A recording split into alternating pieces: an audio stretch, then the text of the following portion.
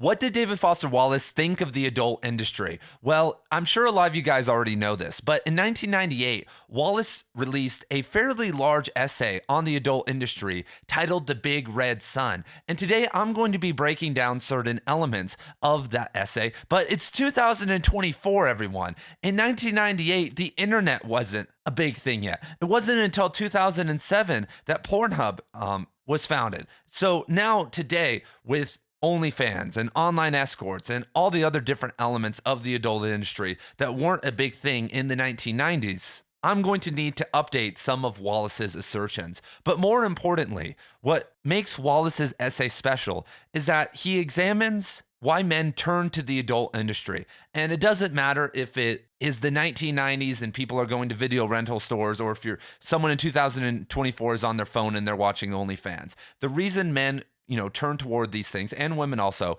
are very similar. And I'd like to make a eulogy right now to all the creatives, to all the writers out there who never did anything, who are still struggling with an addiction to pornography or to sex, and are putting this relentless effort not into something creative or special that can transform their own life and the lives of others, but into fantasy. And there is an inherent connection between creativity and fantasy, because if you are a fiction author or a poet or any type of creative, we exist in the realm of fantasy. But if you've ever read David Foster Wallace's novel Infinite Jest, he makes a connection between fantasy and addiction. And so if you are good at living in fantasy realms in your mind, you are more susceptible to becoming an addict. And we're about to hear a quote from Wallace's essay, Big Red Sun, but it's not by Wallace. It's someone he quotes named David Mura. And if you guys don't already know, Right Conscious is the headquarters of everything related to David Foster Wallace here on YouTube. I already have over 70 videos in the playlist down below, so go check some of those out. Quote, "At the essence of pornography is the image of flesh used as a drug,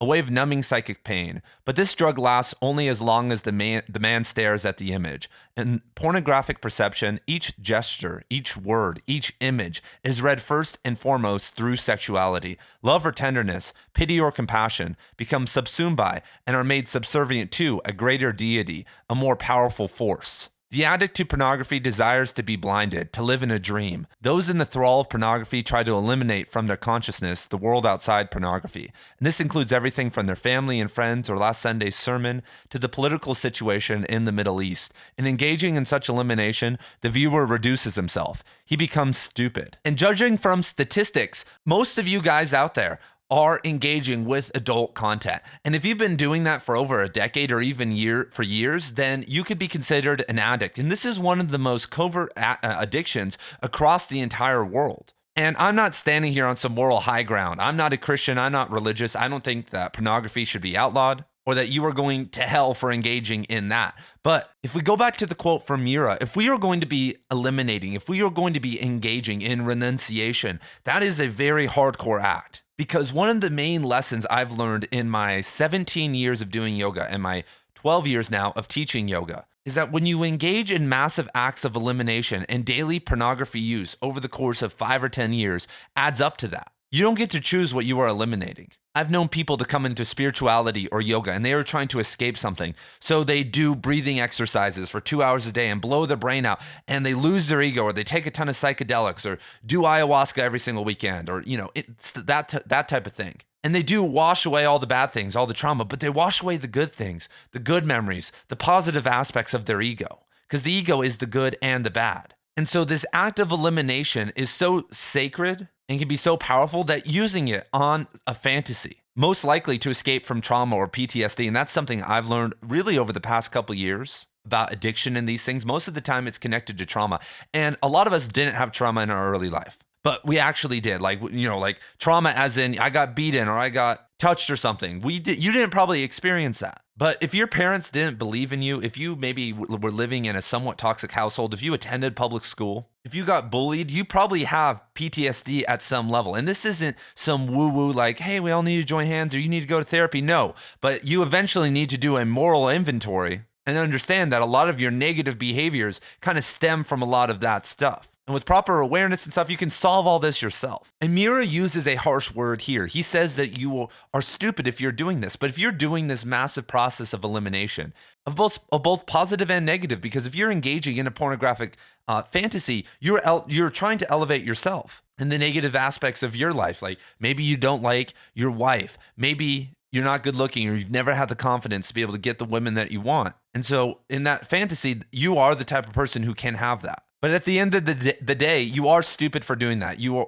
are looking at a screen, engaging in a parasocial relationship, and worst of all, you're draining your energy. And if we want to get like really woo here, like, vital energy. There is a reason that celibacy, or in the East, brahmacharya, are like such a big thing, and they make it a big deal. It's not just about pureness to get into heaven, it's also about mentality and energy. If you guys like this video and love my David Foster Wallace content, well, I have an hour and 45-minute breakdown of Wallace's essay, The Big Red Sun, where I go into everything I'm talking about here in much more detail on the Right Conscious Substack.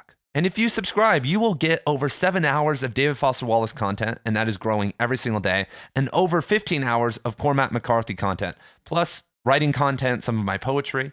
And in the longer video, I'm going to share some wild stories with you because I was born and raised in Las Vegas.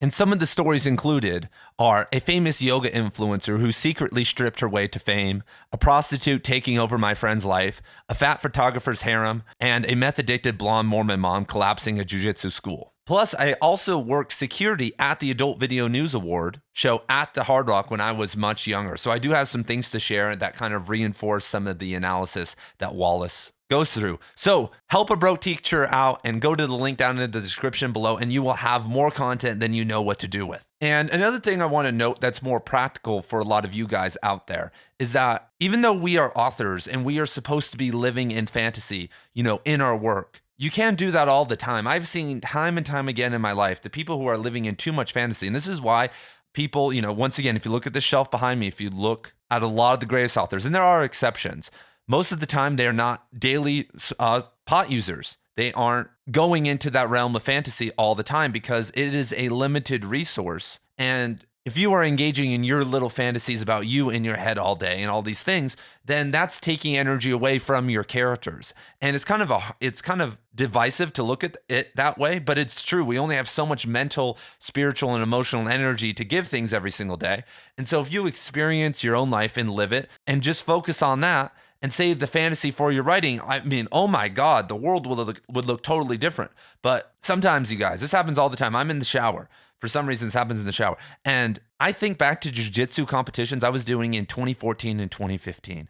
And I'm like, damn, I should have hit that triangle choke. Why'd I go for the Gogo Plata? What was I thinking? I feel the look on my coach's face when I did something wrong, and he's shaking his head, Then I'll start thinking, what if I kept going? I was a purple belt in 2015. By 2017, 2018, I could have been a black belt. Now, jiu-jitsu's huge, blah, blah. I could have had a school and did all this. But none of that is necessary. But, we all engage in fantasy. But the problem, when I engage in my little jiu-jitsu fantasy in my head, when I get out of it, I don't want to go choke people. I'm not walking down the street damn, I'm about to go hit an Imanari lock on that guy over there. But what Wallace writes about pornography, though, quote, so let's observe whereas the traditional, quote unquote, dramatic porn videos simulate the 100% sexualization of real life. By creating a kind of alternative real world in which everybody from secretaries to firemen to dental hygienists is always one prompt away from the frantic intercourse,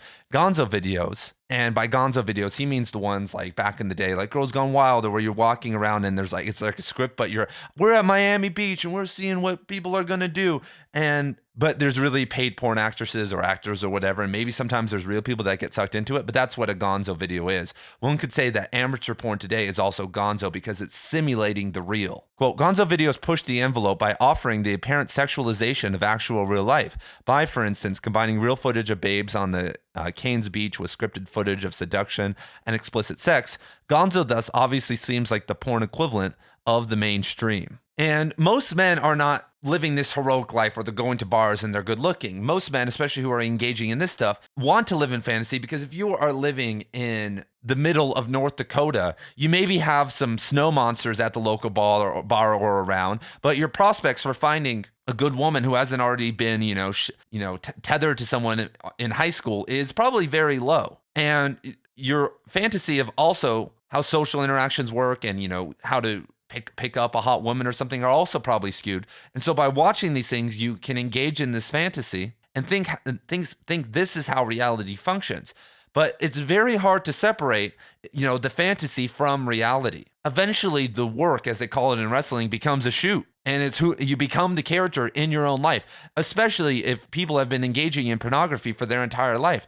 There are some people, who were born, let's say, in 1997, and by they're 10 years old, and they start watching Pornhub in 2007, and it's been 17 years now of maybe daily engagement with adult content. But this has been made even worse by the invention of OnlyFans, and especially the use of the mobile phone, because now we are mobile. Now you can take the fantasy anywhere that you want. Back in the day with computers, or having to have a family computer, you couldn't, it was a little bit harder to be constantly consumed in fantasy. And we're constantly consumed in fantasy with videos, with entertainment content, or with reels or short form content. Right now, I'm not really sucking you guys into anything. Yes, I'm giving a presentation, but we're following kind of an intellectual thread toward a conclusion. But with the rise of OnlyFans, really in COVID and right before COVID, there was finally this kind of cataclysmic event where the amateur became the star of the show. And this gonzo type journalism, which was a big deal and kind of simulated these fake scenarios, seems silly, but people continue to watch it, because it's easier to slip into the fantasy. But now we get to go into the fantasy itself. We get to see actual people engaging in what we think is authentic sex, but is in actuality just another performance. Because obviously when the camera is on, when you're the type of person who would even become an OnlyFans star anyway, you are going to be performing and looking for attention and these types of things. But that barrier is removed. And what makes it even worse is that now, because of a massive commodification of every single different type of human and fetish, you can find anybody you want to be able to live out your fantasy with. Back in the day, you had a limited number of people, but there is I'm sure a 5'7" brunette woman out there that wears a mask and is, an adult video creator who probably doesn't have an insane amount of followers. And if you pay a decent amount of money, you can even text with them and talk to them occasionally. And because of this now, everything can be, with this vast possibility also becomes a vast emptiness, a hole that has to project out onto the world. And what's so funny about OnlyFans is that it's owned by a Ukrainian Jew who gives money to Israel and the Ukraine, seemingly for the war fund. So we're seeing all these protests for Palestine and seeing, celebrities of all types supporting Palestine and whatnot. But 30% of all these creators, who I'm sure probably aren't pro-Israel, are going toward war funds. But they don't care about that. They don't care about you. They don't care about their viewers. They just care about making money. And as a teacher who is on the ground every single day, I always am told or see online that there's like an awakening of men, that men are becoming soft. But there is a hypersexualization of women going on that I never saw in high school. And that if I talk to any person who is an adult or a little bit older, they would tell you the same, because the tablets and phones, kids have had access maybe from 5 or 6 years old to not just adult content, but to apps like Instagram or Snapchat or TikTok, which have a massive amount of sexualization on them. TikTok and Instagram, you're always 2 clicks away from basically pornographic content at all times. And there was a rumor, and this was not a rumor, but this idea is pushed to this day that pornography is somehow cathartic for men. And Wallace explains this and breaks that down here, why that's not true. Quote, "They are for men who have problems with women and want to see them humiliated. That's what pornography is. Whether bizarro sleaze might conceivably help armchair misogynists work out some of their angers at females is irrelevant. Catharsis is not these films' intent. Their intent is to capitalize on a market demand that quite clearly exists. These directors' products, like Max Hardcore's, are near constant presences in adult video news top sellers and renters list." And I think it would be dumb, and you have a very naive view of psychology, to say that there isn't a pretty deep hatred of men that men have toward women. We didn't allow women to vote until like what, 1919 or something in the United States. Minorities had the right to vote before women did. Even though there were people like Jane Austen and others who wrote, who obviously showed that men can write better than, or women can write just as good, if not better, than men can. And we could say the reverse is true too, that women, because of, a long history of oppression and stuff, have a hatred toward men. And just the duality in general between man and woman, the polarity and us being different, creates an us versus them mentality nonetheless. And that's okay. I'm not saying this is the end of the world and we need to give reparations and heal with each other and place our hands on each other's heads and stare into each other's eyes and put our third eyes together. No, but you have to acknowledge these things maybe exist. And the easiest way to look at it is, the most underreported crime in America, which is domestic abuse.